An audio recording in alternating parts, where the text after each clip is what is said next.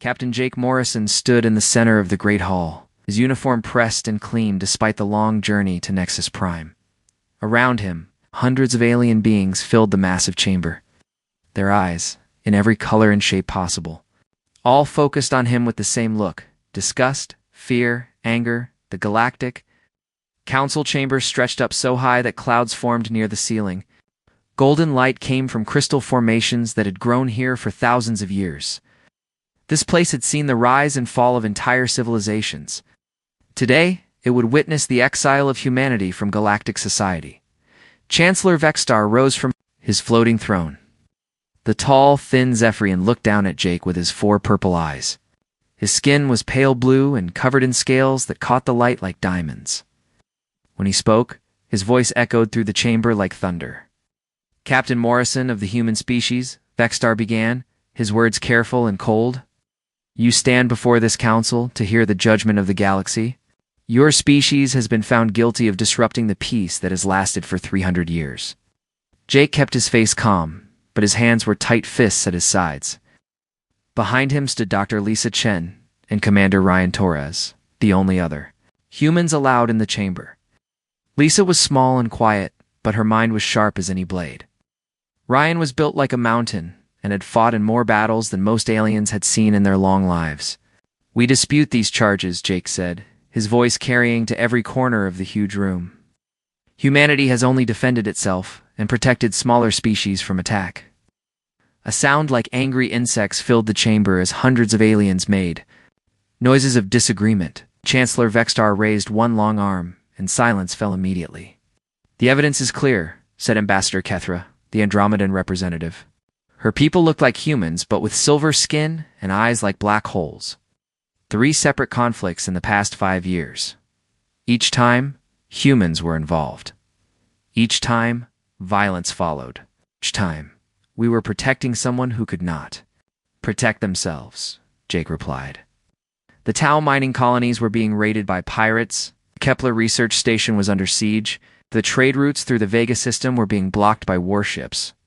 Violence is not the answer," Chancellor Vextar said. "The galaxy has learned this truth over millions of years. War brings only death and suffering. Peace comes through negotiation and compromise." Lisa stepped forward, her voice clear and strong despite her size. "With respect, Chancellor, some beings cannot be negotiated with. Pirates do not stop raiding because you ask them nicely.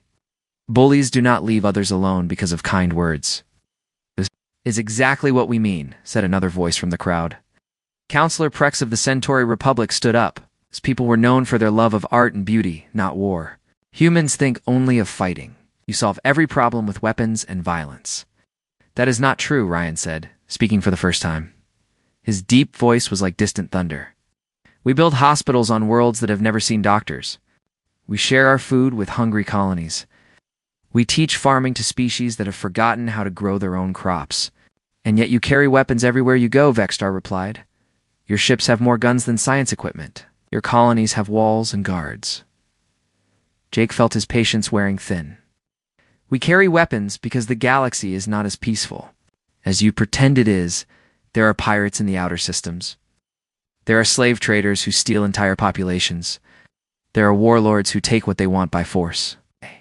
These problems existed before humans joined the galaxy," said Ambassador Kethra. "Somehow we managed to deal with them without starting wars." "You managed by ignoring them," Lisa said, her voice getting louder. "You let smaller species suffer because helping them would be inconvenient. You let pirates operate because they stay away from your core worlds." The chamber erupted in angry sounds again. This time, Vextar let the noise continue for several minutes before calling for quiet. "The decision has been made," the Chancellor announced. "The Galactic Council votes to remove humanity from galactic civilization. You have 30 standard days to withdraw all colonies, bases, and citizens beyond the Outer Rim boundary." Jake felt like he had been punched in the stomach. He had known this was coming, but hearing the words still hurt. "You're making a mistake," he said quietly. "The mistake was allowing humans into the galaxy in the first place," Vextar replied. "You are too young, too violent, too unpredictable. Perhaps in a few thousand years, when you have learned to control your aggressive nature, you may petition to return.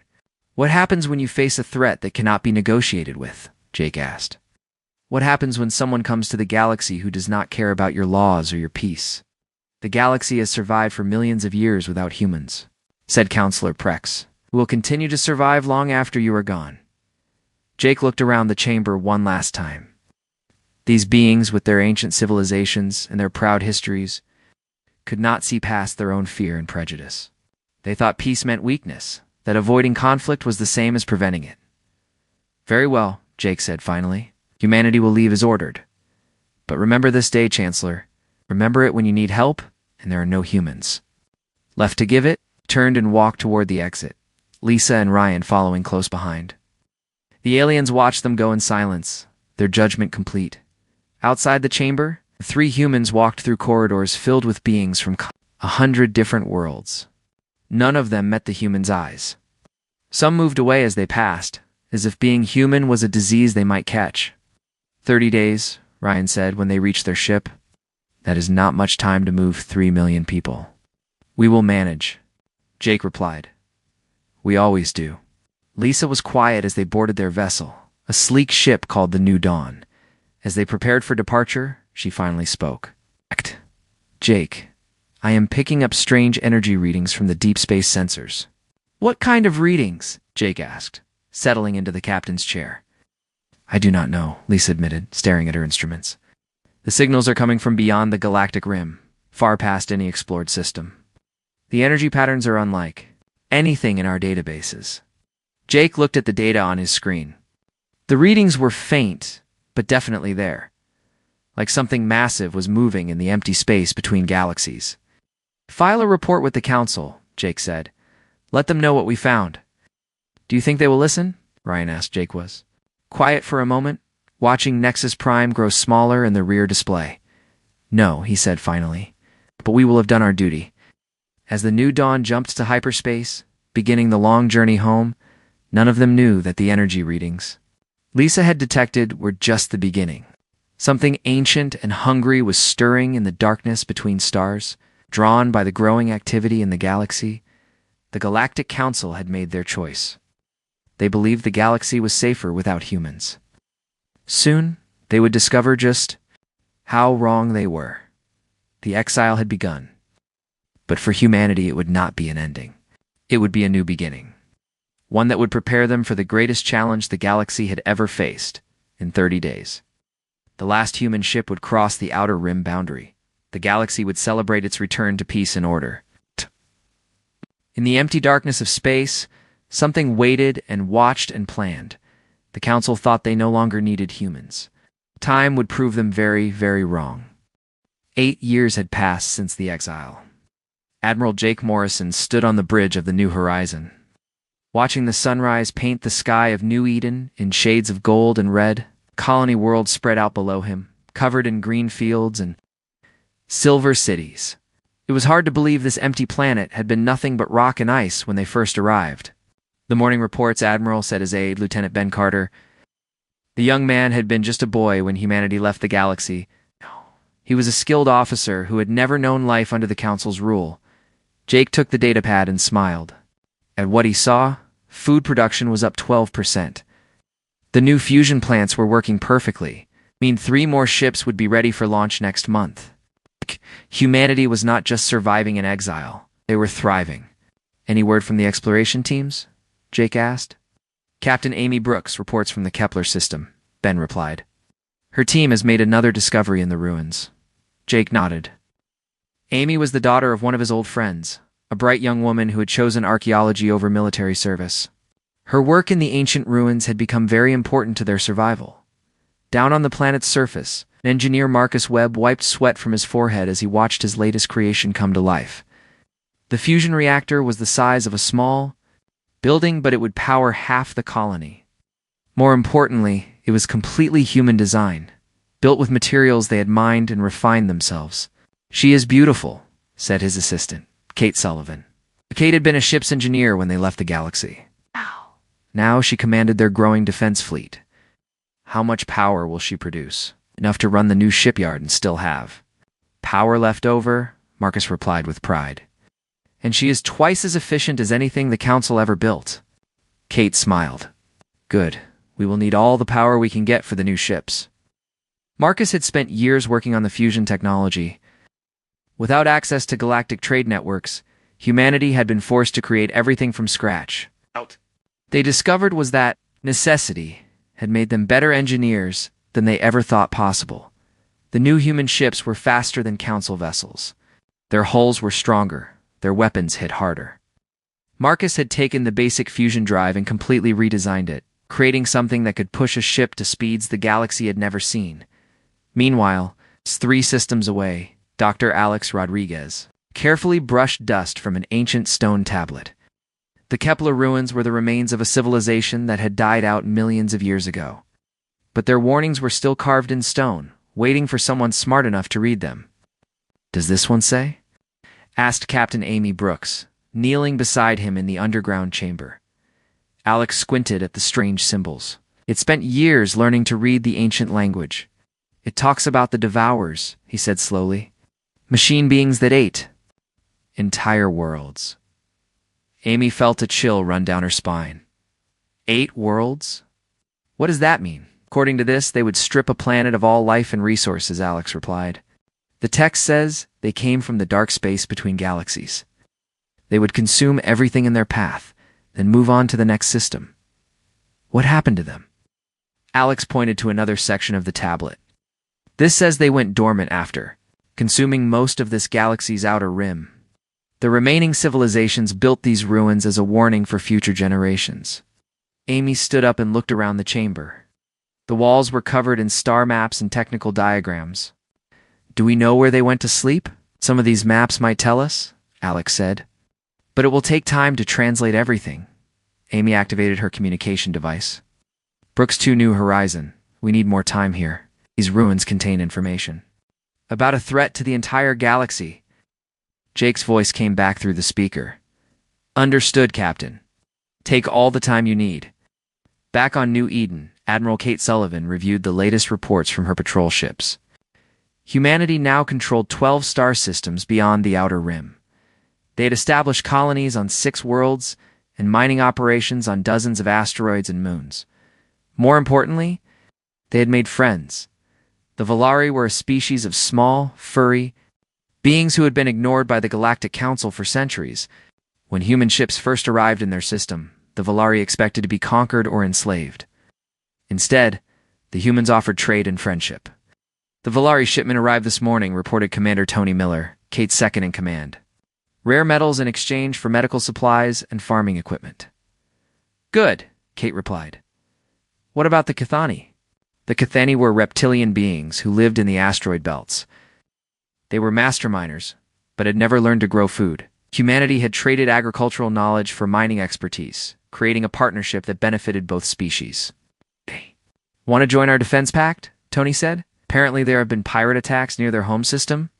Kate was not surprised. Without the Council's patrol ships, the outer systems had become dangerous.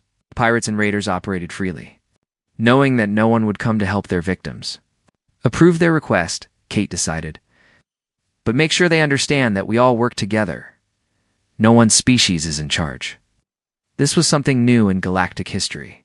Instead of one powerful species dominating others, humanity was building partnerships. Each species contributed what they did best, and everyone benefited. The human defense fleet had grown from the original exile ships to over 200 vessels. Most were small patrol craft, but some were massive battleships equipped with Marcus Webb's revolutionary weapons and shields. Jake often stood on his bridge and wondered what the Council thought about humanity's exile now. Did they know that? Humans had not simply disappeared? Did they care that an entire section of the galaxy was now protected by human ships and human allies? "Admiral," said Lieutenant Carter, interrupting his thoughts. "Long-range sensors are detecting something unusual." Jake turned to look at the display screen. "What kind of unusual?" "Energy signatures from deep space," Carter replied. "Far beyond any known system. The readings are massive, sir. Whatever's out there is bigger than anything we've ever seen." Ow. Jake felt his blood turn cold. He remembered Dr. Lisa Chen's readings 8 years ago, just before they left Council space. "How far away?" "Hard to tell, sir. The signals are very faint, but they seem to be getting stronger." Jake stared at the screen, watching the tiny blips that represented unknown energy sources. Something was moving in the darkness between galaxies. Something huge. "Send a message to Dr. Rodriguez on Kepler," Jake ordered. "Tell him we need those translations now. And contact Admiral Sullivan. I want all patrol ships to report anything unusual." "Yes, sir." Jake continued to watch the display as the bridge crew worked around him.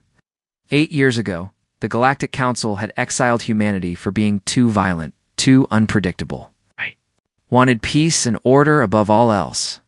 But Jake remembered his final words to Chancellor Vextar. He had warned them about threats that could not be negotiated with. He'd asked what would happen when someone came who did not care about their laws or their peace. The energy readings on his screen were growing stronger each day. Something was waking up in the void between stars. Something ancient and hungry. The Council had thought they were safer without humans. They had believed that exile would bring them the peace they desired. Soon, Jake realized they would discover that some problems could not be solved with words and diplomacy. The galaxy was about to face its greatest challenge. Humanity, the species they had cast out, might be the only hope for survival. Jake looked out at the stars and wondered if they were already too late. Chancellor Vextar stood frozen in his command center, staring at the reports flooding in from across the galaxy. The massive screens around him showed images of destruction unlike anything he had seen in his 300 years of life. Entire star systems were going dark.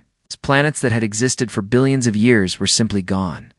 "Sir, we have lost contact with the Tau Ceti system," reported his aide, her voice shaking with fear. "All 17 colonies? Over 2 billion beings?" The Chancellor's 4 purple eyes focused on the tactical display.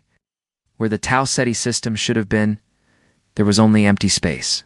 No planets, no moons, no debris, nothing. This "Possible?" he whispered. The answer came from his science advisor, Dr. Nethka. "The enemy ships appear to be processing entire worlds, sir. They strip away the atmosphere, consume the surface, and break down the core 4 materials. On the main, screen security footage from a mining station showed the last moments of the Melodian homeworld. The peaceful, artistic species had tried to evacuate their population when the massive ships arrived. But there had been nowhere to run. The enemy vessels were unlike anything in galactic records. Each one was the size of a small moon, covered in metal plates that shifted and moved like living skin. Thousands of smaller craft swarmed around them like insects, tearing apart everything in their path.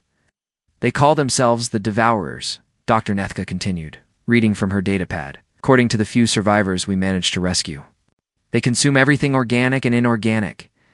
Nothing is wasted."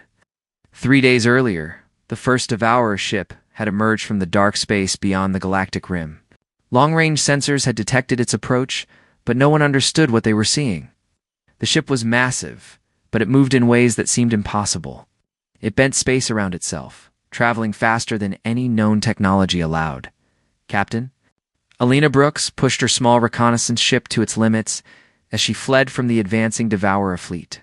Her vessel, the Swift Arrow, was one of the fastest ships humanity had ever built. But even with Marcus Webb's revolutionary engines, she could barely stay ahead of the enemy. "Captain, they are gaining on us," reported her pilot, Lieutenant Sam. "Parker, those things can match our speed." Lena studied the tactical display. Behind them, 12 Devourer ships pursued like hungry beasts.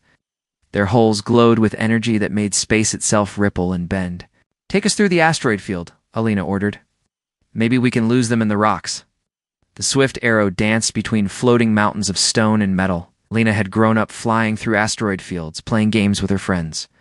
Among the drifting debris, those childhood skills might save her life. The Devourers followed without hesitation. But something strange happened as they entered the field. Their ships began to scan every asteroid, every piece of floating rock. Mechanical arms extended from their hulls, grabbing and consuming everything they touched. "They are eating the asteroids," Sam said in amazement. "They consume everything they find." Alina activated her long-range transmitter. "This is Captain Brooks to all human ships. The enemy consumes all matter they encounter. Pete, they eat everything. Raw materials, refined metals, organic compounds. Nothing is safe." Meanwhile, back in Council space, the combined galactic fleet prepared for battle. Admiral Zethker of the Andromedan Navy commanded 2,000 ships from a dozen different species. It was the largest fleet ever assembled in galactic history. "All ships report ready," announced his tactical officer. "The enemy fleet approaches the Vega system." Admiral Zethkar studied the enemy formation. 24 massive devourer ships moved through space like a flowing liquid, their formations changing constantly. Around them swarmed millions of smaller craft, each one the size of a fighter, but packed with unknown weapons. "Open fire when they reach optimal range," the admiral ordered. The battle began with a spectacular display of firepower. Thousands of energy beams lanced across space, striking the devourer ships with enough force to destroy planets. Torpedo volleys filled the darkness with explosions that could be seen from neighboring systems. For a moment, it seemed like the galactic fleet might succeed. The devourer ships staggered under the assault, their hulls glowing white-hot from the impacts. Then the enemy began to adapt. The energy beams that had hurt them seconds before now passed harmlessly through their hulls. The torpedoes exploded, uselessly, against barriers that appeared from nowhere. In less than 10 minutes, the Devourers had analyzed every weapon the galaxy could produce and developed defenses against them all. "Impossible," Admiral Zethkar breathed. "How can they adapt so quickly?" His answer came in the form of return fire. The Devourer weapons were unlike anything in galactic experience. Instead of energy beams or explosive missiles, they fired streams of microscopic machines. These tiny robots swarmed over the galactic ships, taking them apart piece by piece. "Admiral, we are losing ships fast," reported his communications officer. "The Fifth Fleet has been completely destroyed." The Third Fleet is requesting permission "To retreat." Admiral Zethkar watched his magnificent fleet dissolve before his eyes. Ships that had taken years to build were consumed in minutes. Crews that had trained for decades died without understanding what killed them. "All ships retreat," he ordered, his voice heavy with defeat. "Fall back to the core worlds." But retreat was not possible for many. The Devourer swarms moved faster than most galactic ships could flee. They surrounded retreating vessels and stripped them down to bare metal in seconds. Of the 2,000 ships that had entered battle, fewer than 300 escaped. Back on Nexus Prime, Chancellor Vexstar called an emergency session of the Galactic Council. The great hall that had once exiled humanity, now filled with panicked representatives from across the galaxy. "The outer systems are lost," reported General Cakstar of the Military Council. our "Our fleets cannot stop these Devourers. They adapt to our weapons faster than we can deploy them."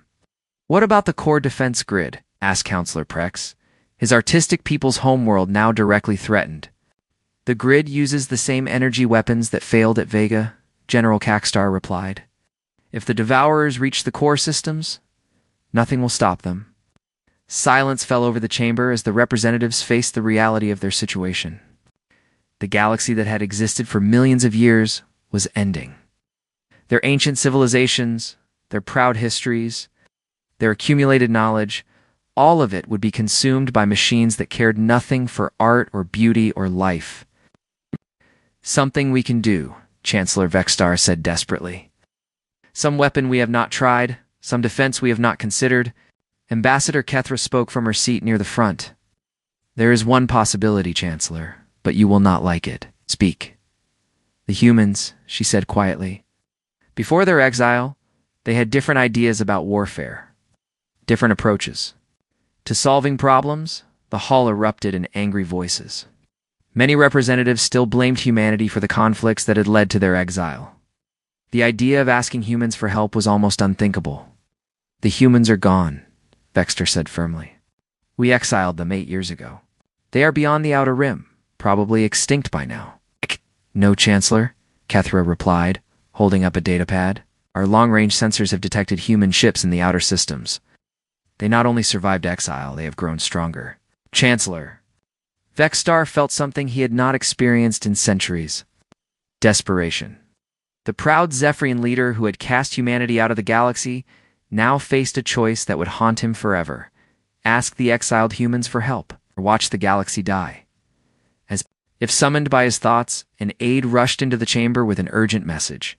Chancellor, we have received a transmission from the human colonies.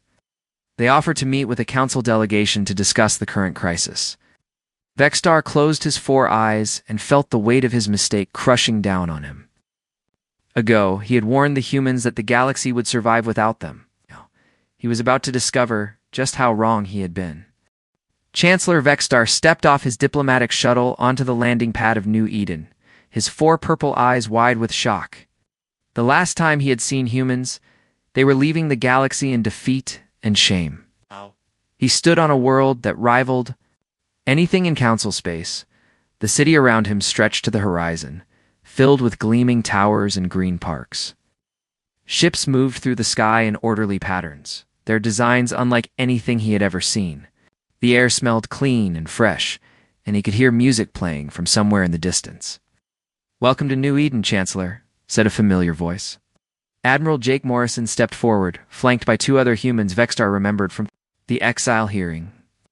The human looked older now, with gray in his hair, but his eyes were still sharp and determined. Admiral Morrison, Vextar replied, struggling to keep his voice steady. "Thank you for agreeing to meet with us." Jake nodded toward a waiting transport. "President Holmes is waiting for you at the government center. We have much to discuss." The journey through the city gave Vextar time to see what humanity had built during their exile. Children of different species played together in the parks. Markets sold goods from dozens of worlds. Human and alien workers cooperated on construction projects with easy friendship. "How many species live here?" Vextar asked. "Last count," Jake replied. "They chose to join us rather than stay under council rule." The Chancellor felt a stab of guilt. These were species the council had ignored or dismissed as unimportant. Now they had found prosperity and protection with the exiled humans. President Diana Holmes met them at the entrance to the government building. She was a tall woman with kind eyes and gray hair pulled back in a simple style. Unlike the elaborate robes worn by council leaders, she dressed in plain clothes that any citizen might wear. "Chancellor Vextar," she said, extending her hand in the human gesture of greeting. "I wish we were meeting under better circumstances." The formal meeting took place in a simple room with large windows overlooking the city. A star sat across. From President Holmes, Admiral Morrison, and General Paul Mitchell, the commander of human military forces. Dr. Rachel Stevens, a scientist with intelligent brown eyes, sat at the end of the table with several data pads in front of her. "We know why you are here," President Holmes began. "Our long-range sensors have been tracking the Devourer advance. We are sorry for the loss of life in the outer systems." Vextar looked down at his hands. "We made a terrible mistake 8 years ago. We thought peace meant avoiding all conflict. We believed that diplomacy could solve every problem." "Some problems cannot be solved with words," General Mitchell said quietly. "We tried to tell you that." "Yes, you did," Vextar admitted, "and we refused to listen. Now the galaxy is dying, and we have nowhere else to turn." Dr. Stevens leaned forward. "We have been studying the Devourers since they first appeared. Archaeologist Dr. Rodriguez found references to them in ancient ruins. We know what they are and how they operate. Can they be stopped?" Vextar asked desperately. "Yes," Dr. Stevens replied, "but not with traditional weapons. The Devourers use quantum processing networks to adapt their defenses in real time. Energy. Weapons become useless within minutes. Then how do we fight them?" Dr. Stevens activated a holographic display that showed the internal structure of a Devourer ship. Their quantum networks can be disrupted by specific electromagnetic frequencies. We have developed weapons that can generate these frequencies. Vextar stared at the display. "Why did you develop such weapons you had no reason to prepare for?" "This threat? We had every reason," Admiral Morrison said. "The galaxy cast us out for being too violent and too prepared for war, but someone has to be ready when real danger appears." President Holmes stood and walked to the window. "The Council's delegation is not the first to arrive here, Chancellor. We have received messages from dozens of species begging for help. Pirates are raiding systems that lost their defense fleets to the Devourers. Slavers are taking advantage of the chaos. We can help with those problems too," General Mitchell added. "Our patrol fleets are already protecting refugee convoys and hunting down raiders." Vextar felt tears forming in his eyes. "After everything we did to you, how can you be willing to help us?" Because that is what humans do, President Holmes replied simply. We protect those who cannot protect themselves, even those who have wronged us. The discussion was interrupted by the arrival of a young woman in a military uniform. Lieutenant Amy Brooks saluted the assembled leaders and handed Admiral Morrison an urgent message. Captain Alina Brooks reports that the Devourer main fleet is moving toward the Nexus system. They will reach the galactic capital in 6 days. A heavy silence fell over the room. Nexus Prime was the heart of galactic civilization. If it fell, organized resistance would become impossible. We need to evacuate the capital, Stor said. Evacuate 10 billion beings in 6 days. General Mitchell shook his head. Impossible, even if we had enough ships. Then we make our stand there, President Holmes decided. If the galaxy is going to die, it dies fighting. With respect, Madam President, said a new voice from the doorway. Commander Tony Miller entered, followed by several younger humans. Maybe the galaxy does not have to die at all, Amy Brooks stepped forward. My generation has been discussing this situation. We were children when the Council exiled us. We do not carry the same anger our parents do. What are you suggesting? Admiral Morrison asked. We help them, Amy said simply. Not because they deserve it, but because it is the right thing to do. Millions of innocent beings will die if we refuse. Commander Miller nodded. We have the weapons to fight the Devourers. We have the ships to carry those weapons. We have allies who will fight beside us. The cost will be enormous, General Mitchell warned. Many of our people will die in this battle. Many of their people are already dying, Amy replied. And if the Devourers win, they will not stop at the galactic rim. They will come for us. Next. President Holmes looked around the room, studying the faces of her advisors. The decision is not mine alone to make. The people must vote. The vote took place 3 hours later. Every human colony participated through quantum communication links. The debate was fierce and emotional. Many remembered the humiliation of exile and wanted nothing to do with the galaxy that had rejected them. But in the end, the younger generation carried the decision. By a narrow margin, humanity voted to help defend the galaxy. There are conditions, President Holmes told Chancellor Stor. 8. Humanity will lead the defense of Nexus Prime. Our ships, our weapons, our tactics. The Council. Fleets will follow human orders. Agreed, Stor replied without hesitation. Second, when this war is over, humanity returns to the galaxy as full equals. No more exile. No more being treated as violent barbarians. Agreed. Third, the species that allied with us during our exile will also be granted full council membership. They stood with us when no one else would. Stor nodded. I will present these terms to the full council, but I believe they will accept anything that gives us hope. President Holmes extended her hand again. Then we have an agreement, Chancellor. Humanity will help save the galaxy. As they shook hands, both leaders knew they were making history. The species the Council had cast out as too violent and unpredictable had become the galaxy's last hope for survival. Outside the window, human ships were already beginning to move.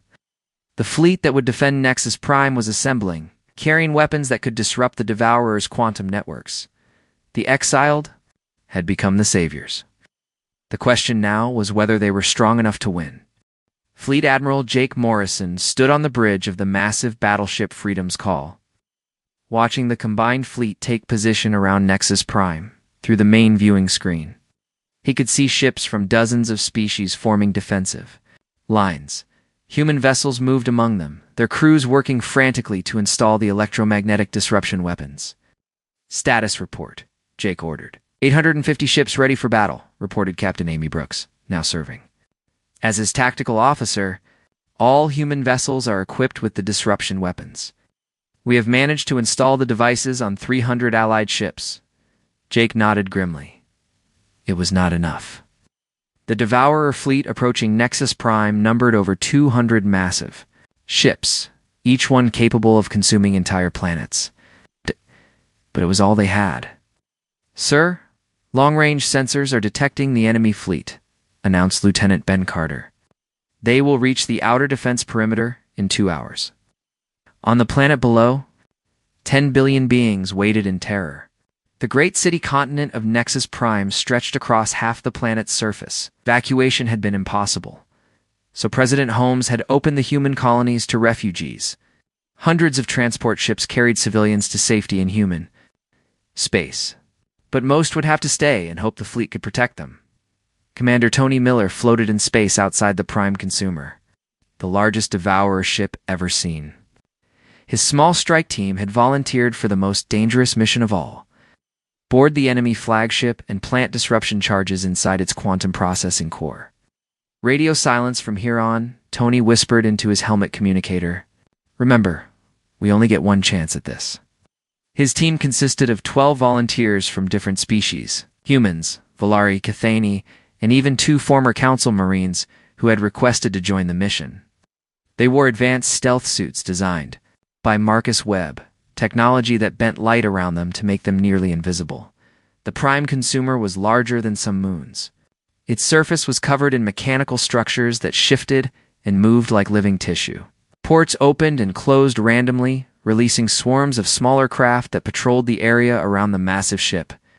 "There," whispered Sergeant Lisa Park, pointing to a maintenance port near the ship's equator. "That opening has been stable for 10 minutes. The team activated their magnetic boots and began the dangerous journey across the Devourer's hull. Every step was carefully planned. One mistake would alert the ship's defenses and end their mission before it began. Back in space, the battle had begun. The Devourer fleet emerged from hyperspace like a plague of metal locusts. Their ships moved in patterns that hurt to watch, bending space around them as they advanced on the defenders. "All ships commence firing," Jake ordered. The human weapons were different from anything the galaxy had seen before. Instead of energy beams or missiles, they fired concentrated bursts of electromagnetic radiation tuned to specific frequencies. When these bursts hit the Devourer ships, something amazing happened. The enemy vessels staggered. Their adaptive shields flickered and failed. For the first time since the war began, the Devourers took real damage. "It is working," Amy shouted. With excitement, their quantum networks are disrupting. But the Devourers were not helpless. They began to adapt to the new weapons, just as they had adapted to everything else. Within minutes, some of their ships had developed partial resistance. "To the electromagnetic attacks, focus fire on the ships that are still vulnerable," Jake commanded. "Do not let them all adapt at once." The battle became a race against time. Human ships poured fire into Devourer vessels before they could fully adapt their defenses. Explosions lit up space as enemy ships were destroyed or crippled. But for every Devourer that fell, 2 more seemed to take its place. Inside the Prime Consumer, Tony's team moved through corridors that pulsed with alien energy. The ship's interior was like being inside a living creature made of metal and circuits. Walls shifted and reformed around them. Strange lights flickered in patterns that made their eyes water. "The core should be 3 levels down," Tony said, checking his scanner. "Stay together and watch for security systems." They found the first obstacle at the central elevator shaft. Mechanical guardians the size of small vehicles patrolled the area, their sensors sweeping back and forth. The creatures looked like metal spiders with too many legs and glowing red eyes. "Out." "Do we get past them?" asked Private Joe Webb Marcus's younger brother. Tony smiled grimly. "We do what humans do best. We improvise." He pulled out a small device that Dr. Stevens had given him, an electromagnetic pulse grenade designed specifically for Devourer technology. "When I throw this, we have exactly 30 seconds before their systems reboot." The grenade exploded in a burst of invisible energy. The mechanical guardians froze in place, their red eyes going dark. Tony's team sprinted for the elevator shaft, using magnetic grapples to descend into the ship's core. In space, the battle was turning desperate. The Devourers had adapted to most of the human weapons, and their return fire was devastating. Ships from both sides burned and died in the darkness. "Between stars? Admiral, we have lost the 3rd defense line," Amy reported. "The enemy is breaking through to the planet." Jake watched as massive Devourer ships began to descend toward Nexus Prime. If they reached the surface, billions would die in minutes. "Signal all ships," Jake ordered. "Begin the final attack plan." We had hoped to avoid this moment, but there was no choice left. The human fleet would have to get close to the Devourer ships. Close enough to be effective, but close enough to be destroyed in return. All ships, follow my lead, Jake announced. We end this now. The Freedom's call led the charge, followed by every human ship that could still fight. They flew straight into the heart of the enemy formation, their weapons blazing. At point-blank range, the electromagnetic disruptors were devastatingly effective. Devourer ships exploded one after another. But the cost was terrible. Human ships died with every minute that passed. Jake watched his friends and comrades sacrifice themselves to protect a galaxy that had once cast them out. In the Prime Consumer's core, Tony's team had reached their target. The Quantum Processing Center was a sphere of pure energy surrounded by crystalline structures that hummed with power. It was beautiful and terrifying at the same time. Plant the charges around the outer ring, Tony ordered. We have 5 minutes before the ship detects us. His team worked with desperate efficiency.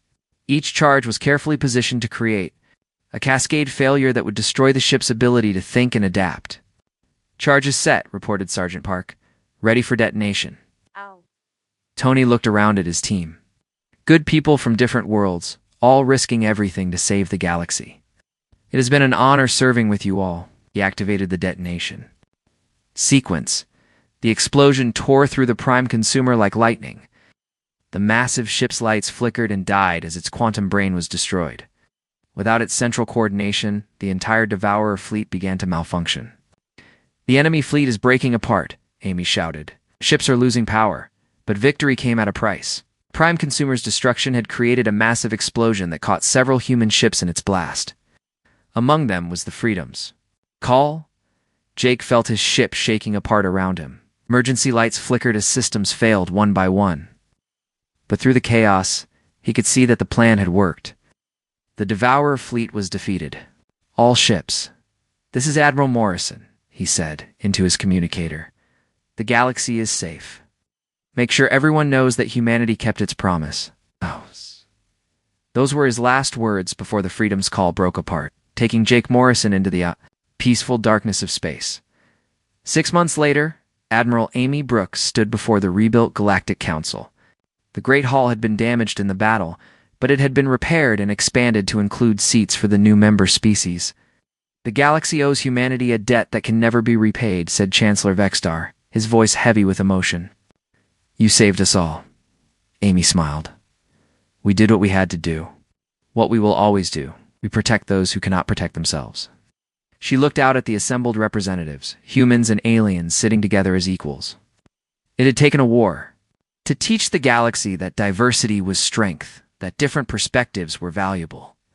The Devourer threat is ended, Amy continued.